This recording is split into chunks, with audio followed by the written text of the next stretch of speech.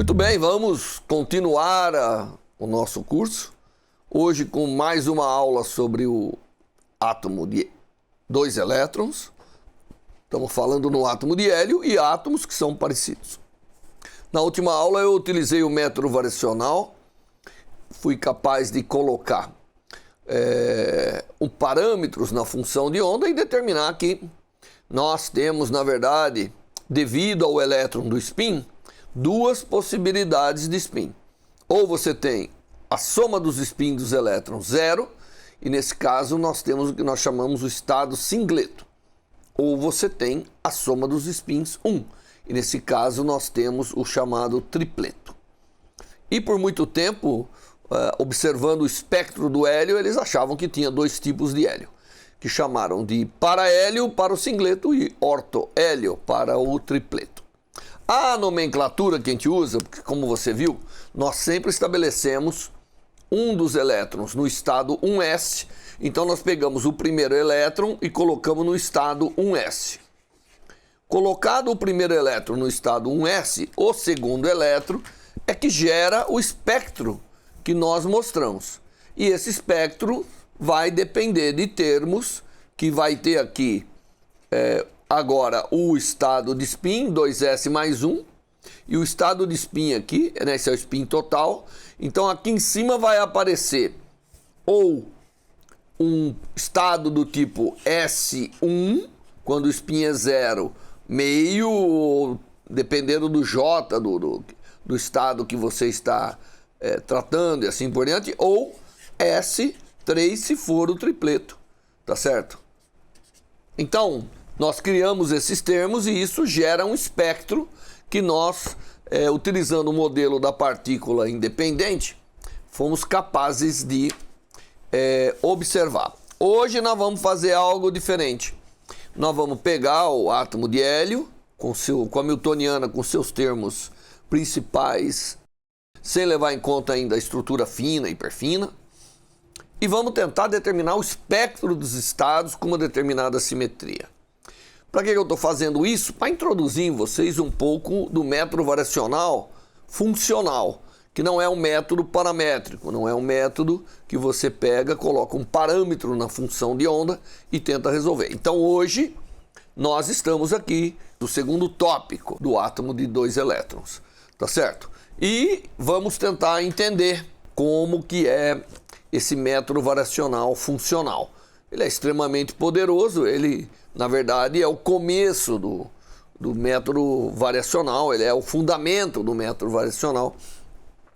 E o que é interessante nisso é que a gente pode obter um espectro para estados de uma determinada simetria. Muito bem, então, dito isso, nós vamos começar agora esse nosso cálculo, né? Essa nossa parte, fazendo o átomo de hélio, o que eu chamo em mais detalhes. Mais detalhes é isso, é não apenas imaginar uma função explícita com um parâmetro, mas pegar e deixar de alguma forma essa função ser determinada, na verdade. Então nós vamos usar vários conceitos aqui para que a gente possa evoluir com isso. Muito bem, o que nós vamos usar? Bom, nós vamos usar um pouquinho o que nós usamos já, o método variacional. Só que nós não vamos usar o método variacional paramétrico, que é aquele onde você bota uma função com um parâmetro e faz a minimização, tá certo? O que nós vamos fazer agora bom, e nesse caso, né, você pode obter um estado, porque você sai com uma função específica, com um parâmetro, e você minimiza o elemento de matriz variacional, né, e da energia, e você então vai variando esse parâmetro até atingir o mínimo, porque nós vimos lá no começo do curso que esse elemento de matriz, ele se aproxima dos valores do estado por cima. Bom, mas a pergunta é se dá para melhorar esse método variacional. E a resposta é sim, dá para melhorar muito o método variacional utilizando um método variacional diferente, funcional. Então, no método variacional que nós vamos utilizar agora para o átomo de 2 elétrons, nós vamos pegar, por exemplo, estados que são parecidos com o estado fundamental, mas não são exatamente só o estado fundamental, são estados que são simétricos, tá bom? Então, os estados que nós vamos pegar, eles são de fato esfericamente simétricos, portanto, eles representam os estados S, podem representar os estados S. E nós vamos simplesmente imaginar que a função de onda que descreve esse estado, ela depende da soma das coordenadas dos 2 elétrons. Essa é a consideração que nós vamos fazer. Então, nós vamos pegar e escrever que a função de onda para os 2 elétrons, ao invés de nós pegarmos um parâmetro, nós vamos falar, bom, qual é a melhor função que fecha essa função de onda total? Colocando, claro, nós colocamos os harmônicos esféricos porque escolhemos estados que são esfericamente simétricos. É necessário fazer isso? Não, você pode colocar aqui o 1, 0, você pode colocar o que você quiser aqui, e aí você tem que levar em conta a simetria da função, da parte radial da função. É isso que nós estamos brincando aqui, é com a parte radial da função. Você pode, de alguma maneira, colocar simetrias diferentes. Então, o que nós fazemos aqui com o método variacional agora é imaginar que a função tem que ser desse tipo. E a minha pergunta é, qual é essa função? Qual é essa função com essa propriedade de simetria, dependendo de R1 mais R2, onde R1 e R2 são as coordenadas dos 2 elétrons no átomo de hélio, que torna o funcional, que torna a energia, né, que nós calculamos mínima. Só que agora a energia não vai depender mais de um parâmetro, como a gente havia dito. Vai depender de uma função. Muito bem. Obviamente, olhando para essa função, chute é uma função chute, mas não é uma função explícita. Portanto, por isso que ela vai representar um espectro. Ela vai dar uma classe de estados que obedecem essa simetria. Tá bom? Muito bem. Então, nós, obviamente, estamos lidando com os estados que são esfericamente simétricos, porque escolhemos aqui a parte angular com os harmônicos esféricos de mais baixa ordem. Então, não há dependência angular. Então, os estados são esfericamente simétricos por isso. Poderia mudar? Claro que pode mudar, não tem problema nenhum. Você pode fazer o mesmo approach para os estados P e assim por diante. Muito bem. Bom, quem que é a hamiltoniana que nós estamos considerando? A hamiltoniana que nós estamos considerando, ela é a soma da hamiltoniana dos 2 elétrons, mais a parte repulsiva dos elétrons. Então eu tenho uma parte cinética, que normalmente a gente chama de H cinético, e nós temos uma que a gente chama de H eletrostático, que é a parte elétrica aqui, ó, as interações eletrostáticas que tem. Cada elétron com o núcleo, cada elétron com sua coordenada R1 e R2, não é? E a repulsão entre eles. E nós aprendemos que não importa como é a função do que você escolheu para o estado, se você conhece a hamiltoniana do sistema, esse valor aqui, né, essa grandeza que é o elemento de matriz da hamiltoniana dividido pelo produto escalar da função, ele tem que ser mínimo. Isso nós provamos, que é a essência do método variacional. Só que agora, esse E vai ser um funcional, vai depender de uma função f, que eu me proponho a determinar utilizando o mesmo princípio variacional. Então o problema é muito claro. Ao invés de chutar uma função com um parâmetro, eu deixo a função em aberto, só imponho a ela simetria. Então ela deve depender de R1 mais R2. Isso foi a consideração que nós fizemos desde o início. Muito bem. Fazendo isso, nós podemos dar início aqui, escrevendo, então, lembrando que a hamiltoniana é essa soma. Então nós temos a parte cinética e a parte eletrostática. certo? E agora o nosso cálculo, a nossa tarefa é calcular o elemento de matriz, é calcular quem é, né, o elemento de matriz da energia da Hamiltoniana com essa função. Então esse é o que nós vamos calcular. E nós, para calcular esse elemento de matriz, nós vamos dividir na parte cinética, como eu havia escrito lá atrás, e na parte eletrostática. Tá bom? Então eu separo as duas partes. A parte cinética é uma parte que envolve derivadas, né? Porque a parte cinética tem a soma dos dois laplacianos que representam a energia cinética do elétron. E a parte eletrostática, o único termo complicado que aparece ali é o termo da repulsão entre os elétrons, que mistura as duas coordenadas. Tá certo? Muito bem. Então vamos partir agora para fazer essa conta.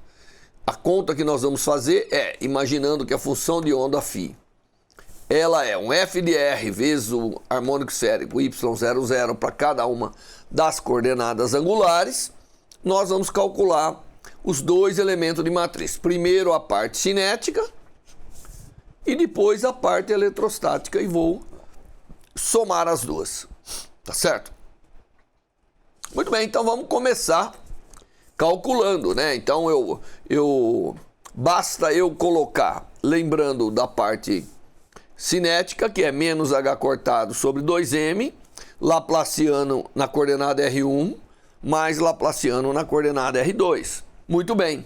Então, tá aqui, ó, o laplaciano na coordenada R1, laplaciano na coordenada R2, sanduichado entre as funções, porque a parte angular desapareceu aqui, né? A parte angular, nós, de alguma maneira, resolvemos dizendo que eu estou procurando estados que são esfericamente simétricos. Então eu só tenho que resolver isso atuando sobre a função, porque ela é que depende das coordenadas. Tá certo? Bom, a soma angular dos harmônicos esféricos, ela nos dá a unidade. Então ela já desaparece daqui, deixando apenas a parte que tem que atuar. O laplaciano na coordenada R1 e o laplaciano na coordenada R2 sobre uma função que depende da soma das coordenadas. Muito bem, isso não é difícil de ser feito, porque a forma do laplaciano, né, a gente sabe que a derivada de uma função é a derivada dela vezes a derivada do seu argumento, não é? Então, o laplaciano atuando nessa função f de R1 mais R2, o laplaciano na coordenada 1, ela simplesmente, basta você fazer as contas, não é? Em coordenadas esféricas, é 1 sobre R1, a segunda derivada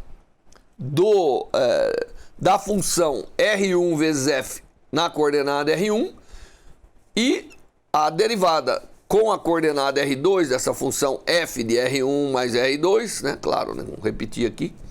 Ela é 1 sobre R2 vezes a segunda derivada de R2 vezes f. Isso dá para verificar, é fácil de verificar. E você tem, então, que quando esse laplaciano atuar na função f, o R1 vai dar esse termo e o R2 vai dar esse termo. Obviamente eu tenho a soma dos laplacianos, portanto eu terei a soma desses termos. Tá certo? Muito bem. Só que, então quando eu pegar e fizer a soma dos laplacianos atuando na função, e lembrando que é simétrica, tanto faz fazer a derivada de R1 quanto fazer a derivada de R2, só que fica uma soma de dois elementos, tá certo? E esse termo aqui fica, portanto, a soma da derivada, porque vai aparecer 1 sobre R1 mais 1 sobre R2, aí você faz aqui, a derivada aqui envolve, né, essa derivada aqui envolve a derivada da coordenada R2, mais vezes a função, Quando você faz essa conta toda, o Laplaciano 1 mais o Laplaciano 2 atuado na função f e dá esse termo aqui. Tá certo? E nós usamos, como eu falei, nós usamos argumentos de simetria para poder simplificar a expressão. Isso é muito fácil de ser feito, eu acho que ninguém vai ter dificuldade em fazer esses passos, né? De tal maneira que, com essa operação, sabendo como que o Laplaciano atua em cima de uma função que depende da soma das coordenadas, então fica fácil de você, de alguma maneira, fica fácil de você fazer a conta para obter que a parte cinética do elemento de matriz, que está aqui, a parte cinética do elemento de matriz, que é o φHc φ, ela é menos h cortado sobre 2m vezes uma integral em R1, uma integral em R2, obviamente. O elemento de matriz envolve a soma, como eu havia expresso, das duas integrais, vezes aquele elemento que nós acabamos de ver, que é, de alguma forma, a atuação em R1 e em R2 do elemento de matriz, e a gente usou a simetria, que é a igualdade tanto da derivada de primeira ordem em relação a R1, quanto a derivada de segunda ordem em relação a R1. Então, tanto a derivada em R1 quanto em R2 são iguais dessa função, porque ela depende da soma das coordenadas. Agora, eu vou usar uma mudança para fazer essa integral. Eu vou usar uma mudança de coordenadas. Eu vou chamar de R minúsculo a soma das coordenadas, tá certo? E R maiúsculo a diferença dividido por 2 das coordenadas. Essa é uma mudança conveniente. Por quê? Porque a função agora só vai depender da função R.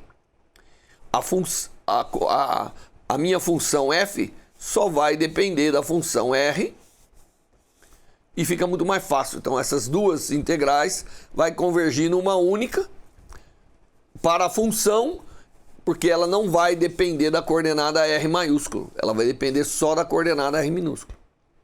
E a coordenada R maiúsculo vai ter uma integral dela, mas é fácil de fazer, porque poucas coisas terão essa dependência.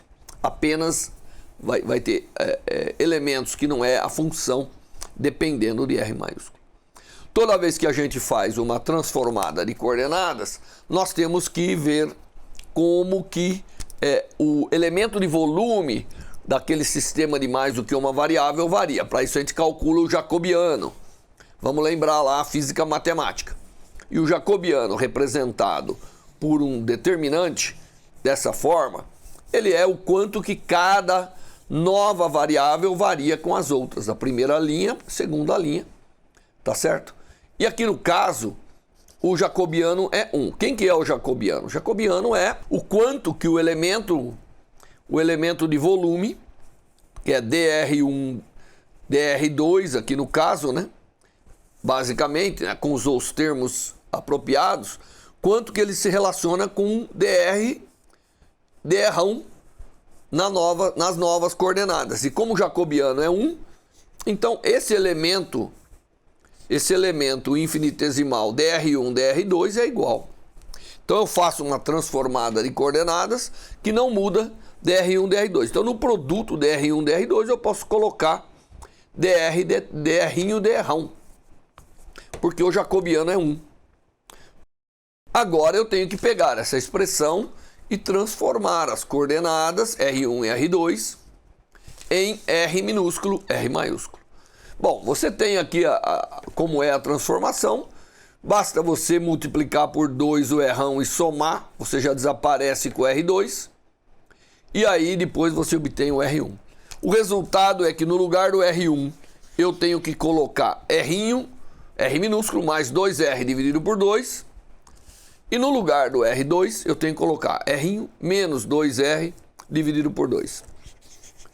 Isso é o que sai daqui quando eu elimino R1 e R2. E eu tenho que lembrar que R1 e R2 são definidos positivos. não tem R1 e R2 negativo. A integral vai de 0 a infinito. 0 a infinito para R1, 0 a infinito para R2. Tá certo? Por quê? Porque eles são a coordenada radial, da maneira que está ali, é sempre positiva. Se o R é sempre positivo, essa transformação me impõe determinadas coisas, condições.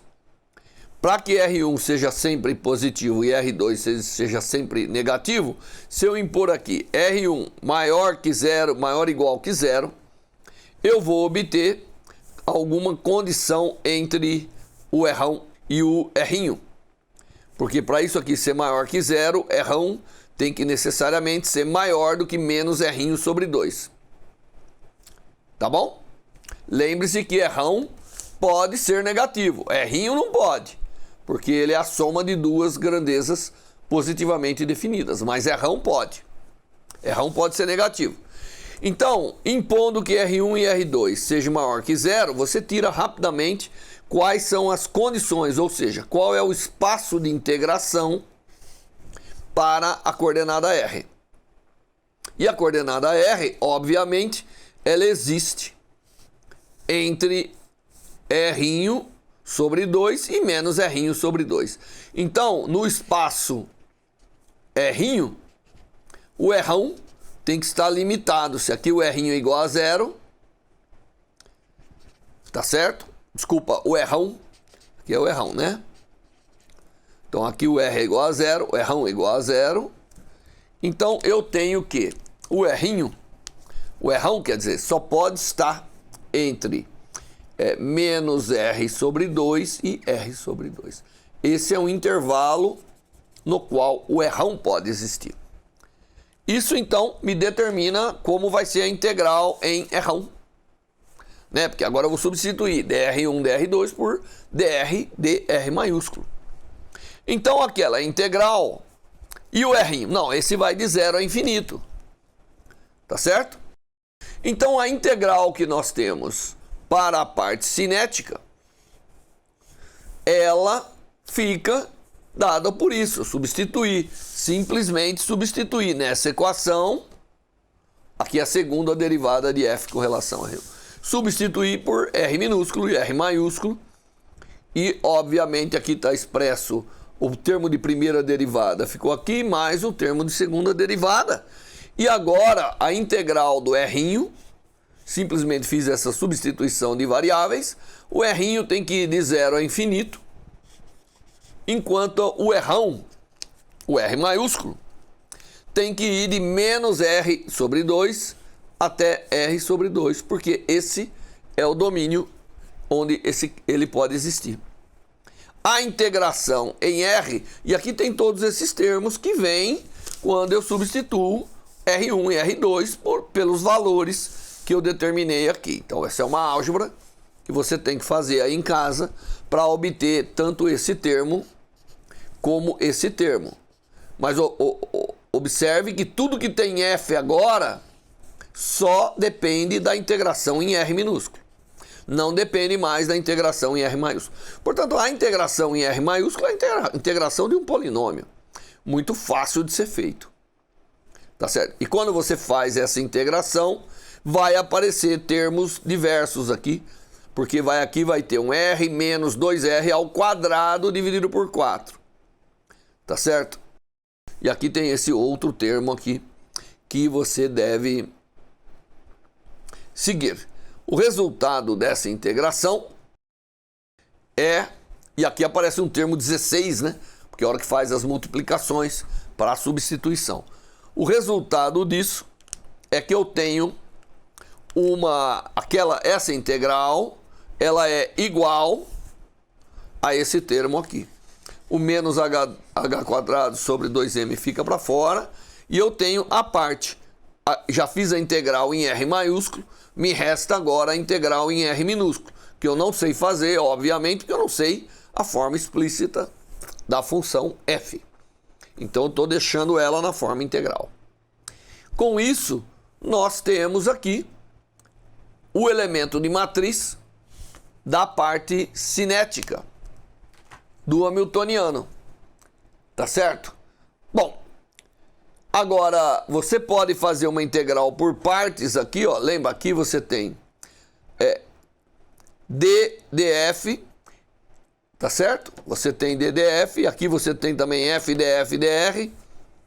Isso é adequado para fazer uma integração por partes.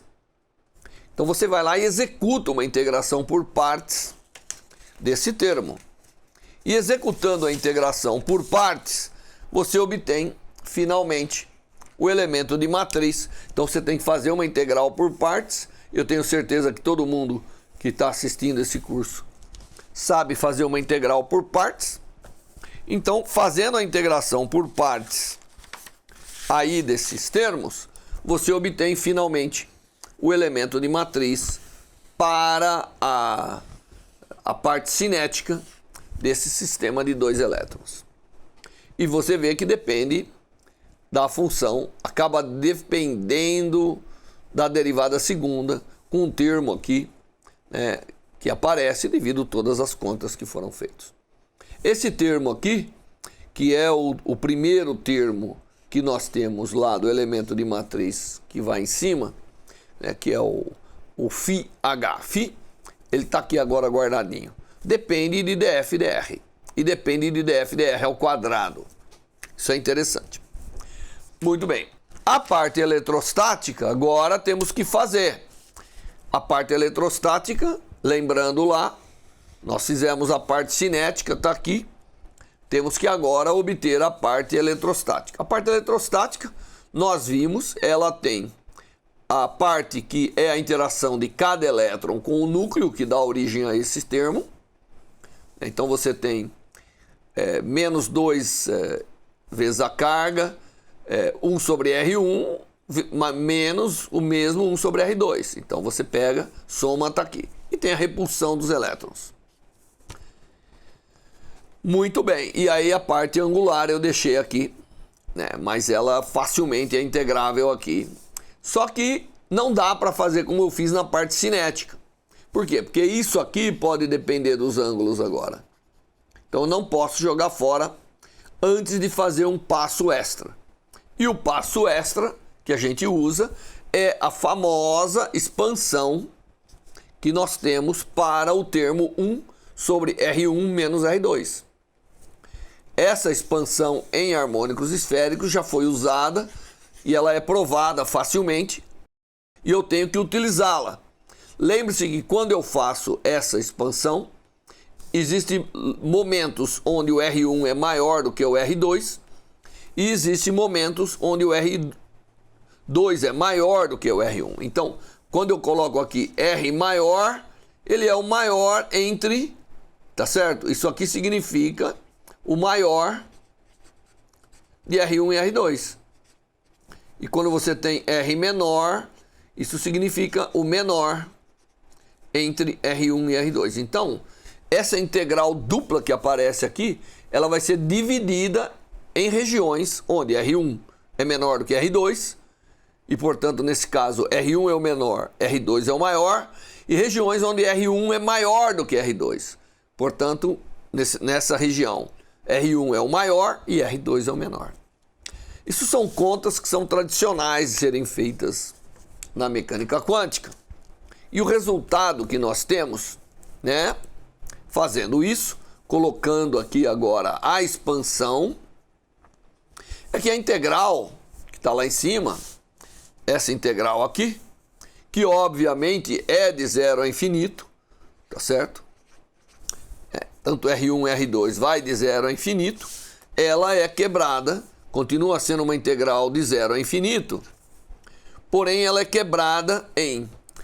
Aqui você já converte no R, então aqui é uma integral só em R, tá certo? Porque R1 mais R2 é R, né? E R1 menos R2 vai estar relacionado com R maiúsculo, inclusive.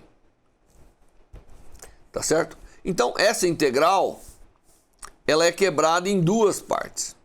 Uma primeira parte que eu já resolvo rapidamente, que é quando eu posso expressar tudo, né? Tem alguns passos algébricos daqui para cá. Então, daqui para cá tem alguns passos que você tem que dar.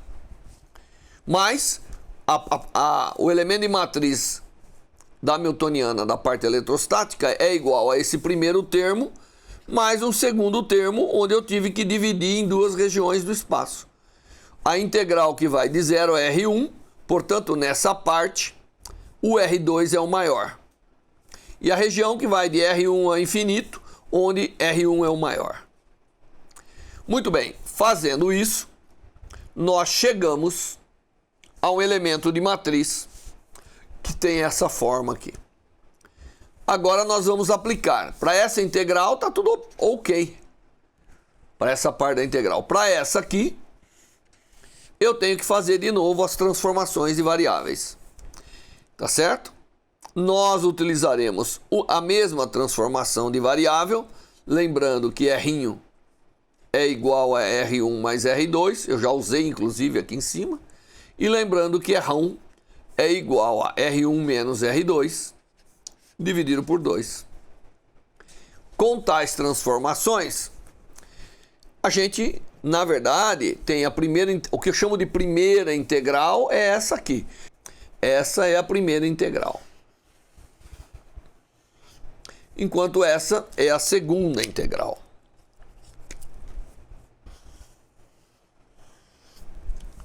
A primeira integral, ela tem um domínio, tá certo?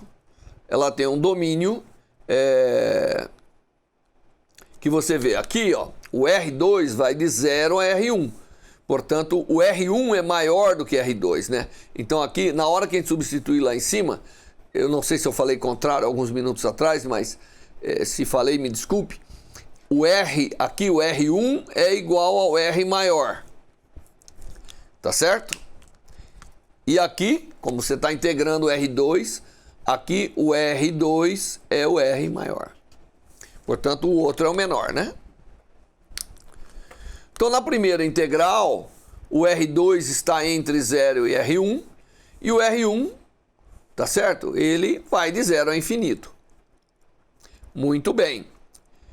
Então, se você olhar no plano de R1 e R2, essa é a região da integração que você precisa. Quando você considerar R1 e R2, é esse a parte do plano aqui, na parte de baixo, que vai fazer a integração.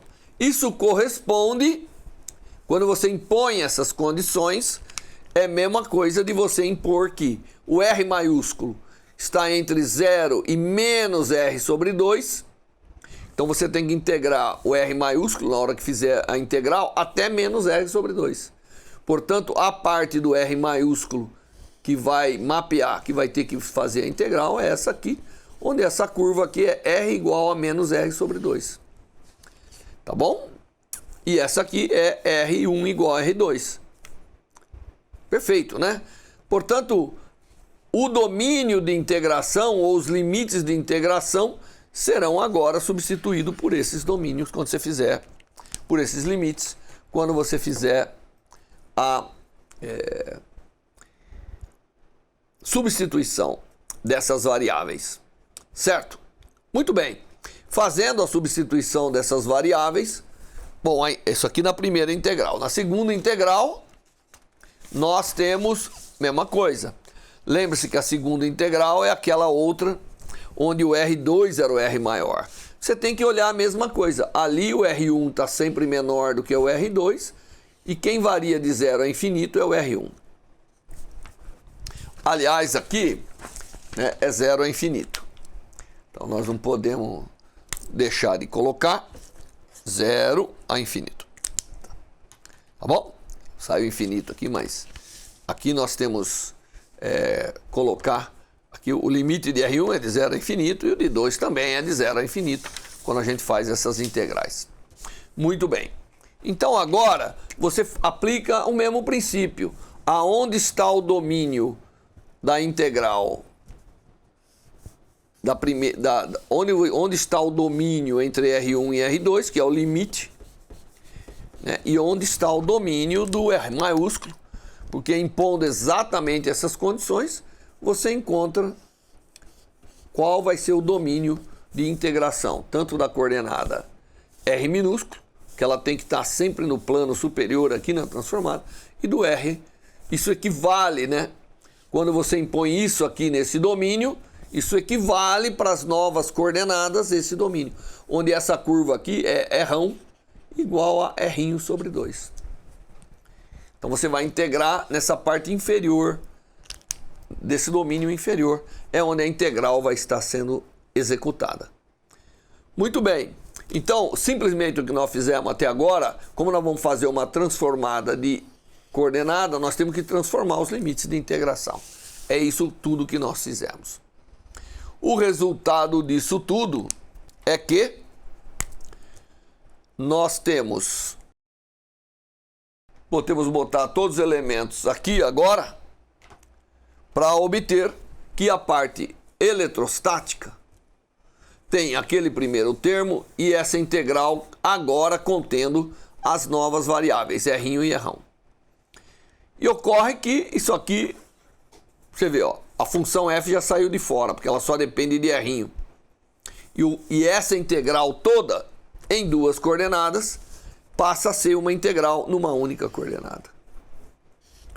Então, realizando aqui os passos algébricos, a integral eletrostática do elemento de matriz fica menos 27 sobre 96 e quadrado vezes essa integral toda aqui, que é um R4, f ao quadrado é vezes f ao quadrado de R.